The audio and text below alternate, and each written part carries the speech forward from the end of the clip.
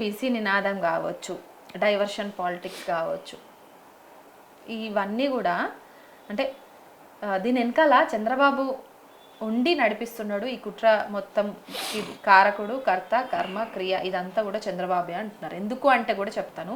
అక్కడ కూటమిగా గెలిచినటువంటి చంద్రబాబు నాయుడు ఇప్పుడు ఇక్కడ కూడా అంటే తెలంగాణలో కూడా పాగా వేయడానికే ఈ ఎత్తుగడలు అనేసి ఒక మాట వినపడుతుంది.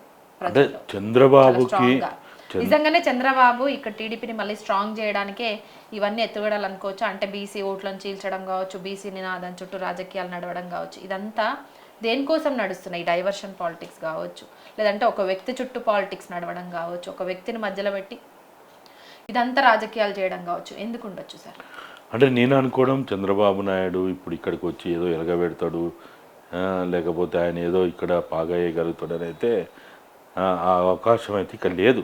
సరే మీరు అన్నట్టు వాళ్ళ వాళ్ళ వాళ్ళ ప్రయోజనాల కోసం ఏమైనా మనకు కూడా ఇంత బలం ఉండాలి, మనకి ఇంత శక్తి ఉండాలి, మనం కూడా ఇక్కడ ఉన్నామని అనిపించుకోవాలి, మనకు కొంతమంది కార్పొరేటర్లు ఉండాలి, మనకు కొంతమంది ఎమ్మెల్యేలు ఉండాలి, మనకు కూడా ఒక ఇక్కడ పలుకుబడి ఉందని అనిపించుకోవాలనుకొని ఏదన్నా ఇటువంటి ప్రయత్నాలు చేస్తే చేయొచ్చు, చేయరని ఏం లేదు. ఎందుకంటే వాళ్ళ వాళ్ళ వర్గ ప్రయోజనాలు ఉంటాయి, వాళ్ళ కుల ప్రయోజనాలు ఉంటాయి, వాళ్ళ ప్రాంత ప్రయోజనాలు ఉంటాయి, ఇవన్నీ ఉంటాయి. అట్లనే తెలంగాణని వాళ్ళు వదులుకున్నారు అని అనిపించుకోవద్దు, మనం ఓడిపోయినాం అనిపించుకోవద్దు, పారిపోయినామని అనిపించుకోవద్దు. వాళ్ళు ఇప్పటికైనా ఏం చెప్పుకుంటారు? హైదరాబాద్ డెవలప్ చేసింది ఎవడు? నేనే అంటాడు. హైదరాబాద్ రూపు అంటే ఒక హైటెక్ సిటీకి కూడా ఒక రూపం ఇచ్చింది నేనే అంటారు. హైటెక్ సిటీ నాదే అన్నట్టే. కాబట్టి వాళ్ళకి ఏంటంటే వాళ్ళకు ఒక రకమైన అహంకారంతో కూడినటువంటి ఆలోచనతోటి వాళ్ళు ఇవన్నీ చేస్తూ ఉంటారు. అయితే వాళ్ళకు కూడా తెలుసు మనం ఎంత చేసినా, ఎందుకంటే వాళ్ళు చూసిండ్రు కదా, 53 ఉద్యమాన్ని అణిచిండ్రు, 56 ఉద్యమాన్ని అణిచిండ్రు, 69 ఉద్యమాన్ని అణిచిండ్రు.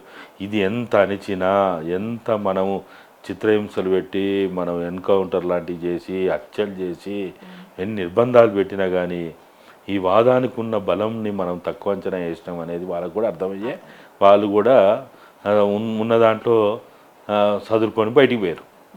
అయితే ఇప్పుడు మీరు అన్నట్టు ఇక్కడ చంద్రబాబు నాయుడు ఆయన రాజకీయ భవిష్యత్తు చూసినప్పుడు రేవంత్ రెడ్డి మనోడే కదా, లేకపోతే ఇప్పుడున్న రేవంత్ రెడ్డి ప్రభుత్వంలో కానీ, లేకపోతే బీఆర్ఎస్లో ఉన్న దాంట్లో కానీ, లేకపోతే ఇంకా అనేక పార్టీలో ఉన్న వాళ్ళు టీడీపీ శ్రేణులు చాలామంది ఉన్నారు కదా అనే ఒక ఆలోచనతోటి ఆయన ఇక్కడ మనకు కూడా కొంత బేస్ దొరుకుతుంది అనే అభిప్రాయం వాళ్ళకి అందరి కోరిక ఏంటిది? ఆయన జాతీయ పార్టీ, టీడీపీ జాతీయ పార్టీ అని ఆయన చెప్పుకోబట్టే కనీసం ఒక రాష్ట్రంలోనైనా తనకంటూ కొంత ప్రాబల్యం ఉండాలని అనుకుంటాడు కదా. వాస్తవం కూడా ఇక్కడ ఆయనకి కొంత బేస్ ఉంది, కొంత ఓట్ బ్యాంక్ ఉంది, వాళ్ళకు సంబంధించిన వాళ్ళ వల్ల లాభపడ్డోళ్ళు లేకపోతే వాళ్ళ ద్వారా ఇప్పటికీ లాభపడుతున్న వాళ్ళు ఉన్నారు. కాబట్టి నిజంగానే వాళ్ళు ఇక్కడ బాగా వేయాలనుకుంటే ఇప్పుడు ఉన్నటువంటి తెలంగాణ సమాజం, తెలంగాణ పబ్లిక్ యాక్సెప్ట్ చేస్తారా? అస్సలు చేయరు. వాళ్ళకు కూడా తెలుసు చేయరని. కానీ చేయరని వాళ్ళకు కూడా తెలిసినప్పటికీ, సాధ్యం కాదని తెలిసినప్పటికీ ప్రయత్నం చేయడం ఎవరు మానుకోరు కదా. ఎవరు మానుకుంటారు? మానుకోరు కదా. మనం ఎంత వీలైతే అంతవరకు అరే ఒక్క సీట్ రాని, ఒక్క కార్పొరేటర్ గెలవని, ఇద్దరు గెలవని, ముగ్గురు గెలవని, ఒక్క ఎమ్మెల్యే గెలవని, మనోడు అంటోడు ఒకడు ఉండాలా అనేది ఒకటి ఉంటాయి కదా బ్యాలెన్స్ చేసుకోవడానికి. ఇక్కడ ప్రభుత్వంతో ఏదో రకంగా వాళ్ళ అవసరాలు తీర్చుకోవడానికి ఉండొచ్చా? ఇప్పుడు మళ్ళీ కాంగ్రెస్ పార్టీ నుంచి తీన్మార్ మల్లన్నని పక్కకు జరపడం, అంటే సస్పెండ్ చేయడం కావచ్చు, లేదంటే ఆయన మళ్ళీ టీడీపీలో జాయిన్ అవుతాడన్న వార్తలు గుప్పమనడం కావచ్చు, లేదంటే బీఎస్పీలో అని కొత్త పార్టీ అని, ఇదంతా దేనికి ఉండొచ్చు? అంటే నేను అనుకోవడం ఇంతకుముందు మీరు అన్నట్టు చింతపండు నవీన్ యొక్క ప్రతి సందర్భంలో, ప్రతి చర్యలో రేవంత్ రెడ్డి ఉండి ఏదో నడుపుతుండనైతే నేను అనుకోను. రేవంత్ రెడ్డిని అంత ఎక్కువగా నేను ఊహించుకోను. సరే, మరి ఇప్పుడు బీసీ నినాదం చుట్టే రాజకీయాలన్నీ కూడా తిరుగుతున్నాయి. బీసీ ఉద్యమంలో 60 ఏళ్ల సంధి, 70 ఏళ్ల సంధి పోరాటం చేస్తున్న వాళ్ళు పక్కన పోతే ఇప్పుడు కొత్త కొత్త వాళ్ళు అందరూ కూడా తెర మీదకి వస్తున్నారు బీసీ నినాదాన్ని పట్టుకొని. ఎందుకంటే ఖచ్చితంగా బీసీలందరికీ కూడా కొంత అవగాహన వచ్చింది. సో మనము మన ఓటు బ్యాంకు లేదంటే ఒక పోస్ట్ అంటే ఒక ముఖ్యమంత్రి పోస్ట్ అనేది మనకెందుకు దక్కదు, లేదంటే ఒక ఎమ్మెల్యేలు కానీ ఎంపీలు కానీ ఇవన్నీ కూడా బీసీలు మా వాటా ఎంతో మా రాజకీయ వాటా ఎంతనో మేమంతా అన్నట్టు ఇప్పుడు ముందుకు పోతున్నటువంటి సందర్భాలు చూస్తున్నారు. ఎవరేం చెప్పినా కూడా ఈయనని పొజిషన్కి ఇప్పుడు బీసీలు అంతా వచ్చేసారు. సో ఈ రాజకీయాలన్నీ బీసీ నినాదం చుట్టూ తిరగడాన్ని ఎట్లా చూస్తారు సార్? అంటే ఇప్పుడు మనం చాలా చోట్ల అధికారమే లక్ష్యంగా ముందుకు పోతురు, దీన్ని ఎట్లా చూస్తారని. అంటే ఇటువంటి ఒక కులం పేరుతోటి ఏవైతే అనేక ఉద్యమాలు రావడం, ఉద్యమాలు వచ్చి ఉద్యమాల ద్వారా ఫలితం పొందింది వేరు, రాజకీయ పార్టీలు పెట్టి కుల ప్రాతిపదిక రాజకీయాలు పెట్టి సక్సెస్ అయినటువంటి చరిత్రలు ఎక్కడ లేవు. ఇప్పుడు కాపు అనే పేరుతోటి కాపు పార్టీగా ముద్రపడ్డ జనసేన పోయినసారి ఇండిపెండెంట్ పోతే సక్సెస్ అయిందా?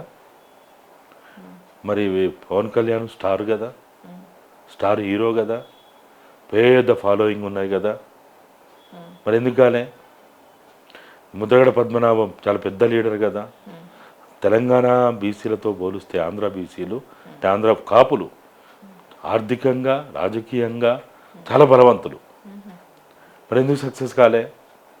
ఎప్పుడు కూడా కుల ప్రాతిపదికతోటి ఎవరు పోయినా కానీ, అది రెడ్లు పోయినా, అది వెలమలు పోయినా, లేకపోతే బీసీలు పోయినా, ఎస్సీలు పోయినా, ఎవ్వరు పోయినా కానీ వాళ్ళు ఈ రాజకీయాలు, ఈ పార్లమెంట్ రాజకీయాల్లో ఏదో గ్రామ స్థాయిలో సర్పంచ్ ఎంపీటీసీ వరకంటే ఏదో నడుస్తుంది. ఎందుకంటే తక్కువ పరిధి, తక్కువ ఓట్లు, అది నడుస్తుంది అక్కడ కూడా. ఆడ కూడా గ్రామాల్లో మండల స్థాయిలోనే నడుస్తుంది. ఆ గ్రామమే మండలం కూడా కాదు, మండలం అంటే కూడా మళ్ళా అనేక కులాలు ఉంటాయి, సర్పంచ్ల వరకు నడుస్తుంది. కానీ అది దాటి ఇప్పటి వరకు మనం చాలా చోట్ల చూసినాం, చాలామందిని చూసినాం. ఇప్పుడు హరీష్ రావు గెలిచిందైనా, పూర్వంగా కేసీఆర్ గెలిచిందని, మరి అక్కడ ఎంతమంది ఉన్నారు వెల్మలు? రెడ్లు గెలిచే కాడ ఎంతమంది ఉన్నారు? సో మొత్తానికైతే ఒక కులాన్ని పట్టుకొని ముందడు పోతే అధికారం అనేది సాధ్యం కాదంటారా? కష్టం. ఏ పార్టీ అయినా ఆ పార్టీకి ఒక ఫిలాసఫీ ఉండాలి, ఒక ఐడియాలజీ ఉండాలి. ఆ ఫిలాసఫీ ఐడియాలజీతో ఉండి ఆయా కాలమాన పరిస్థితులు సహకరించాలి. మరి ఇప్పుడు బీసీలు చేస్తున్నటువంటి పోరాటం సో సక్సెస్ అవుతుంది అంటారా, లేదంటే ఈ ప్రభుత్వం ఎత్తుగడల్లో భాగంగా మళ్ళీ మొదటికి వస్తుంది అంటారా? అంటే దీంట్లో రెండు ఉంటాయమ్మా. సమస్యల ప్రాతిపదికగా చేసే ఉద్యమాలు, పోరాటాలు వేరు, రాజకీయ ప్రయోజనాల కోసం చేసేటువంటి ఉద్యమ పోరాటాలు వేరు. ఇవాళ తేల్చుకోవాల్సింది ఏంటంటే మన బీసీ సంఘాలు, ఎస్సీ సంఘాలు, దళిత సంఘాలు, ఆదివాసీ గిరిజన సంఘాలు అన్నీ కూడా ఎవరైనా సరే, లేకపోతే అగ్రకులాల్లో ఉన్నటువంటి అగ్రకులాలుగా చెప్పబడే దాంట్లో పేదలైనా సరే, రాజకీయ ప్రయోజనాల కోసం ఉద్యమ పోరాటం చేస్తున్నావా, లేకపోతే సమస్యల ప్రాతిపదికగా సమస్యల పరిష్కారం కోసం ఉద్యమాలు పోరాటం చేస్తున్నావా? దీంట్లో ఏది ముఖ్యం, ఏది ఇప్పుడు మనకున్న ఎజెండా ఏది? రాజకీయ ప్రయోజనాల కోసం అంటే అది వేరు, అది నీ వ్యక్తిగతం. నిజంగా పబ్లిక్ సమస్యల పట్ల పోరాటాలు చేస్తే అది మళ్ళీ ఇప్పుడు రాజకీయ ప్రయోజనాల కోసం అయితే నువ్వు ఎంతమంది ఎమ్మెల్యేలు అవుతారు, ఎంతమంది ఎంపీలు అవుతారు, ఎంతమందికి ఉద్యోగాలు వస్తాయి? చాలా తక్కువ, అంతే కదా. కానీ ప్రజల పరంగా ఒక విద్యారంగంలో మార్పు కోసం, ఒక వైద్య రంగంలో మార్పు కోసం, ఒక ఉపాధి రంగంలో మార్పు కోసం, లేకపోతే సంపదపైన హక్కు కోసం చేస్తే అది 99% ప్రజలకు ఉపయోగపడేది. నువ్వు రాజకీయ పరంగా అయితే 1% కూడా కాదు.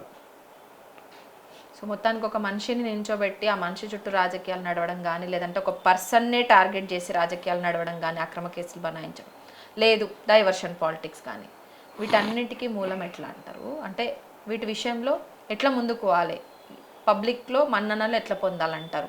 అంటే వీటి విషయంలోనే రాజకీయాలు అన్నీ చుట్టూ తిరుగుతున్నాయి కదా. సో పాలిటిక్స్ అనేవి ఎట్లుండాలంటారు? పాలిటిక్స్ ఎప్పుడు కూడా పాజిటివ్గా ఉండాలి, ప్రజల ఏజెండాగా ఉండాలి, పాజిటివ్గా ఉండాలి.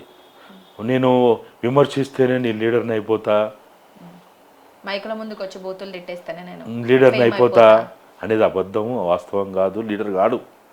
ఏదో కొంతమంది ఫాలోవర్స్ తయారవుతారు, ఏదో మన చుట్టూ కొంతమంది ఫాలోవర్స్ తయారవుతారు. కానీ ఒక ప్రజల సమస్యతోటి ముడిపడి ఉన్నటువంటి ఏజెండాలను పట్టుకొని ఇంకా ముందుకు పోతే మెజారిటీ ప్రజల ప్రయోజనాల కోసం కనుక ఇప్పుడు తెలంగాణ ఎందుకు వచ్చిందమ్మా? ఉత్తానం వచ్చిందా? అది పోరాటాల అది అనేక మంది ప్రజల సమస్యలతోటి పరిష్కారం ఉంది కాబట్టి వచ్చింది. ఒక్క కేసీఆర్ సమస్య అయితే తెలంగాణ వస్తుందా? రాదు. ఒక కేటీఆర్ సమస్య అయితే వస్తుందా? రాదు. ఒక కేటీఆర్ ఒక కేసీఆర్ సమస్య కోసం మేమెందుకు రావాలా? మాకేం అవసరం? ఎప్పుడు కూడా పాలిటిక్స్ అనేవి ఎప్పుడు పాజిటివ్గా ఉండాలి. Thank you. విమర్శ ఎప్పుడు కూడా సూచనప్రాయంతో కూడినట్టు ఉండాలి. హేట్రిజం ఎప్పుడు సక్సెస్ కాదు. అంతే సార్. కక్ష సాధింపు ఎప్పుడు సక్సెస్ కాదు.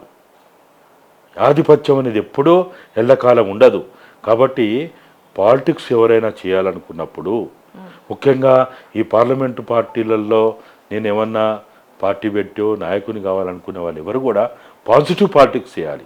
హేట్రిజం చేసి బూతుల పంచాంగంతో నేనేదో లీడర్ని అయిపోతా అనుకుంటే ఇప్పటివరకు ఎవరైందమ్మా? ఇవాళ చరిత్రలో చరిత్రకారులుగా గొప్ప వ్యక్తులుగా నిలిచిన అందరూ ఇలా మనం చెప్పుకునే ఎవరైనా సరే, గాంధీ గారైనా, అంబేద్కర్ గారైనా, మార్క్స్ అయినా, లెనిన్ అయినా, మావో అయినా, భగత్ సింగ్ అయినా, లేకపోతే మన సావిత్రిబాయి పూలే అయినా, జ్యోతిరావు పూలే అయినా, లేకపోతే ఈ సమాజంలో ఎవరైనా తీసుకో, దొడ్డి కొమరయ్య అయినా, భగత్ సింగ్, మన కొమరం భీమ్ అయినా, చాకల ఏలమ్మ అయినా, సర్దార్ పాపన్న అయినా, బిర్సా ముండా అయినా, ఇక సల్లూరు సీతారామరాజు అయినా, ఎవరైనా తీసుకోండి. వీళ్ళందరూ నెగిటివ్ పాలిటిక్స్ చేసిండ్రా? పాజిటివ్ పాలిటిక్స్ చేసిండ్రు. పాజిటివ్ పాలిటిక్స్ చేయడంతో ఎవరైనా సక్సెస్ అవుతాం.